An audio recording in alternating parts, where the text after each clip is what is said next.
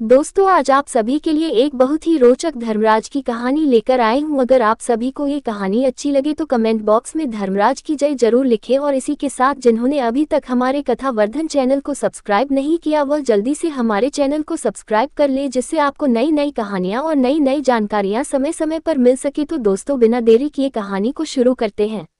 एक छोटे से गांव में एक बुढ़िया माँ रहती थी। उनके 2 बेटे और 2 बहुएं थी। बुढ़िया माँ धर्मराज जी की बहुत बड़ी भक्त थी। वो हमेशा दान पुण्य किया करती थी। बुढ़िया माँ के जीवन में बस एक कमी थी, वह कभी मंदिर सत्संग या तीर्थ स्नान के लिए नहीं जाती थी। एक बार गांव के मंदिर में सत्संग हुआ। उसके बेटे उसे कहने लगे, सारा दिन घर में ही धर्मराज जी को याद करती हो और कभी मंदिर भी जाया करो। गाँव के मंदिर में सत्संग हो रहा था, कभी तो सुनाया करो। बुढ़िया माँ कहती है, हाँ बेटा आज जाऊंगी। और ऐसा कहते कहते उसने पूरे दिन काट दिए। सत्संग के आखिरी दिन बेटों ने कहा, माँ आज तो कथा की समाप्ति है, आज तो कथा सुनाओ। बेटों की बात सुनकर बुढ़िया माँ ने कहा, हाँ बेटा आज जाती हूँ। और जाते जाते बुढ़िया माई ने इतनी देर कर दी कि अंतिम दिन की कथा भी समाप्त हो गई। जब बुढ़िया माई घर से निकली तो धर्मराज जी ने बूढ़े ब्राह्मण का भेष धर कर आए और पूछा, बुढ़िया माई कहाँ जा रही हो? बुढ़िया माँ ने कहा, सत्संग सुनने जा रही हूँ। ब्राह्मण भेषधारी भगवान बोले, अब वहाँ जाकर क्या करोगी? कथा तो समाप्त हो गई है। वह बोली, घर से निकली हूँ, अब तो जाकर ही आऊंगी। भगवान फिर से बोले, वहाँ जाकर क्या लाएगी? बुढ़िया माँ बोली, कुछ नहीं मिला तो पंडाल में से ही कुछ उठा लाऊंगी। भगवान बोले, वहाँ तो तू मिट्टी की ईंट लाएगी, ले मैं तुझे सोने की ईंट देता हूँ, इसे अपने घर ले जा। बुढ़िया माई ने ईंट ले ली और घर की तरफ चल पड़ी। रास्ते में बुढ़िया माई सोचने लगी, यदि मैं घर में ले जाऊंगी तो बहुए और बेटे आपस में लड़ेंगे, इसलिए मैं इसे घर के बाहर आंगन में ही दबा दूंगी। ऐसा सोचकर बुढ़िया माई ने वह सोने की ईंट घर के बाहर आंगन में दबा दी। ईंट तो बुढ़िया माई ने दबा दी, पर बुढ़िया माई का सारा ध्यान उन ईंटों पर ही लगा रहता। खाती पी लेती और जाकर उसी जगह पर बैठ जाती जहाँ वो ईंट दबाई थी। बेटे बहू पूछते कि माँ आजकल तो पूरा घर छोड़कर यहाँ पर क्यों बैठ जाती हो? बुढ़िया माई ने बेटों से बोला कि मैं तो वैसे ही बैठ जाती हूँ, आते जाते को देखती रहती हूँ। और ऐसे ही थोड़ा समय बीता और बुढ़िया माई मर गई। धर्मराज जी के दूत बुढ़िया माई को लेकर धर्मराज जी के पास पहुंचे। चित्रगुप्त जी ने सारी बात बताई धर्मराज जी को और कहा, अब इसे किस योनि में भेजे? धर्मराज जी ने बुढ़िया माई को कुतिया की योनि में डाल दिया। कुतिया बनकर भी वह उसी स्थान पर जाकर बैठती जहाँ सोने की ईंट होती है। कुतिया को देखकर बेटे बहू सोचते हैं कि पहले तो यहाँ माँ बैठी रहती थी, अब ये कुतिया, इसे यहाँ से भगाना पड़ेगा, नहीं तो किसी को भी काट लेगी। ऐसा कहकर एक बेटे ने कुतिया को जोर से डंडा मारा, जिसकी चोट वह सहन न कर सकी और वह मर गई। मरकर फिर धर्मराज जी के पास पहुंची। इस बार धर्मराज जी ने उसे सांप की योनि दे दी। सांप बनकर भी वह उसी सोने की ईंट वाले स्थान पर पहुंच गई और उस स्थान के आसपास फिर रहने लगी। बेटों ने सांप को उस स्थान पर देखा तो फिर सोचने लगे कि पहले माँ फिर कुतिया और अब ये सांप, क्या हो रहा है? ये सांप तो किसी को काट लेगा। तब एक बेटे ने डंडा उठाया और सांप को मार दिया। मरकर फिर धर्मराज जी के पास पहुंच गया। उसे देख धर्मराज जी के दूत कहने लगे, महाराज ये तो फिर से आ गई। इस बार धर्मराज जी ने उसे चीटी नगरी के रूप में वहीं स्थापित कर दिया जहाँ उसकी सोने की ईंट दबी थी। अब जब आंगन में चींटियां ही चींटियां हो गई, उसके बेटे बहू बहुत परेशान हो गए, क्योंकि सारा घर चींटियों से भर गया। ना ही भोजन बना पाती और ना ही खा पाती और ना ही वह सो पाते। दुखी होकर धर्मराज जी से प्रार्थना करने लगे, ये क्या माजरा है? तब धर्मराज जी बूढ़े साधु का भेष बनाकर आए और आकर द्वार पर आवाज दी, साधु भूखा है, भोजन करवा दो। बुढ़िया माँ का बेटा बाहर आया और बोला, महाराज हम तो खुद भूखे बैठे हैं और हमारे घर में तो चींटी नगर का वास हो गया है, ना हम भोजन बना पाते हैं और ना सो पाते हैं, हम तो बहुत दुखी हो गए हैं, आप ही कोई रास्ता दिखाओ। तब साधु भेषधारी भगवान बोले, तुम कुदाल लाओ। कुदाल आया और उस स्थान को खोदा गया जहाँ सोने की ईंट दबी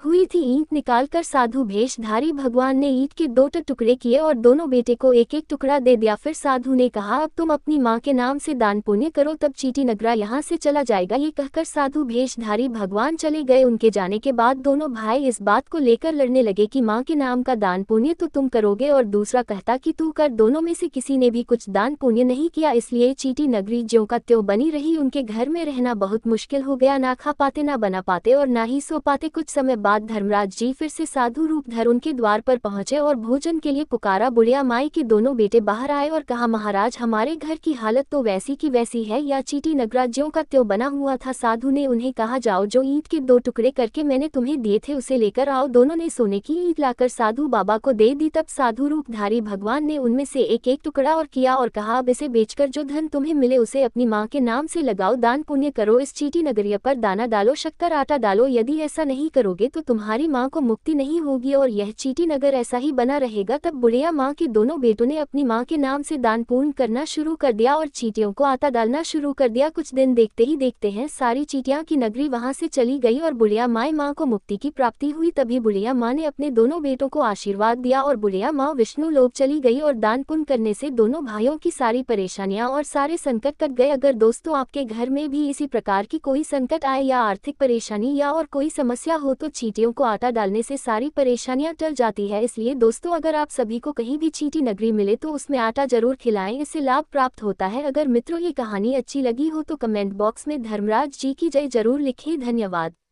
इस प्रकार आपके घर में जब भी कोई पीड़ा संकट आए, आर्थिक परेशानी आए, कर्ज की समस्या हो, घर में बरकत ना होती हो तो चींटी नगरी में नियम से शक्कर मिला आटा डालें, अवश्य लाभ होगा। धन्यवाद।